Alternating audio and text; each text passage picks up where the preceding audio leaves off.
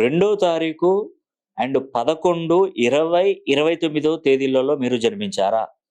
ఒకవేళ ఈ తేదీలలో జన్మించారంటే మీరు కళల పట్ల మంచి ఉన్నతమైనటువంటి పొజిషన్‌కెళ్తారు. ఒక సినిమా ఆర్టిస్ట్ గానో, ఏదైనా కళాకారులకు సంబంధించింది అదొకటి. క్రీడా స్ఫూర్తి అనేది ఎక్కువగా ఉంటది. మీ పిల్లల్లో మంచి రాణింపు ఉంటుందండి. ఈ 2, 10, 11, 20, 29 తేదీలలో పుట్టినటువంటి వారు డాక్టర్ కోర్సులు చేస్తే చాలా అద్భుతంగా ముందుగా అంటే మెడికల్ నంబర్ అంటారు దీన్ని.